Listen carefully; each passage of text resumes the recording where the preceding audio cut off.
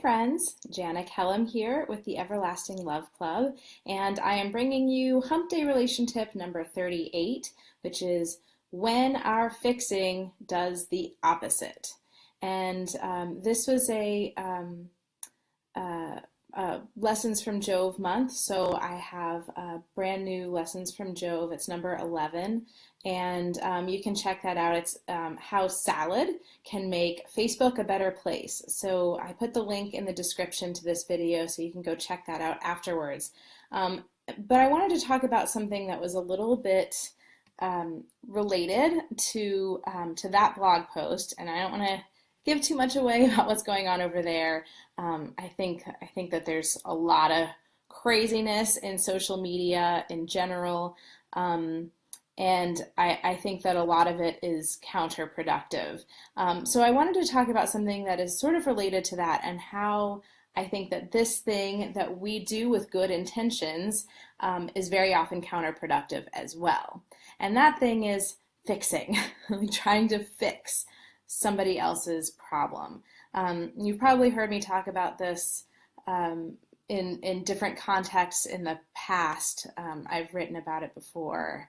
I may have even mentioned it in a relation tip, but what I want to encourage you to think about today is when you are having any sort of really major issue in your life, something really big and intense is going on, or even just something that's kind of annoying to you, sort of just a little bit gets under your skin, how do you usually like people to interact with you?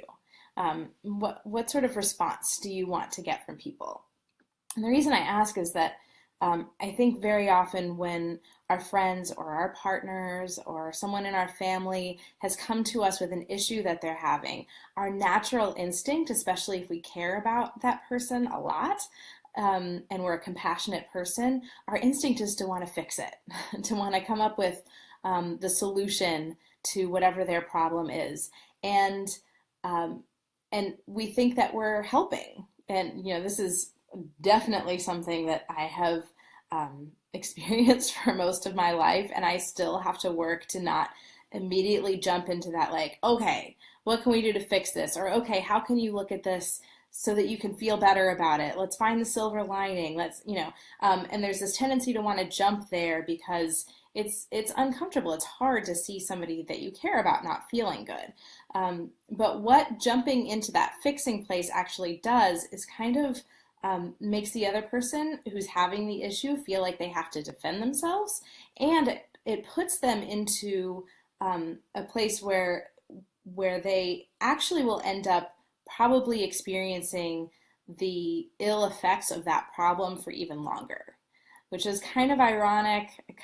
It seems almost like it doesn't really make sense that that would be the case, but I've found that it is, and that something as simple as just saying, like, yeah, I hear you, whoa, something along those lines goes a much farther way in, acknowledging what's going on for the other person, let them feel the things that they are feeling, and then they can move on to the part where they're kind of working towards a solution. But if you require that they jump ahead to that solution before they're ready, before whatever's going on for them has been acknowledged, then it's sort of disempowering. It just does not work. And what I've noticed for me is that it feels almost like disrespectful, maybe. So I'd like to encourage you, the next time somebody comes to you with a problem, to not jump immediately into, here, let's fix this together. To instead just kind of breathe with them, just acknowledge what they're saying to you. And when I say acknowledge, I also don't mean acknowledging what you think they're saying or kind of your reading between the lines of the thing. I really mean almost like exactly repeating back what they've said to you so that they know that you have heard them and that you're not already jumping ahead to what you think is happening or what you think they should do. like I said, which just kind of puts you into um, an unproductive, unbeneficial state of mind.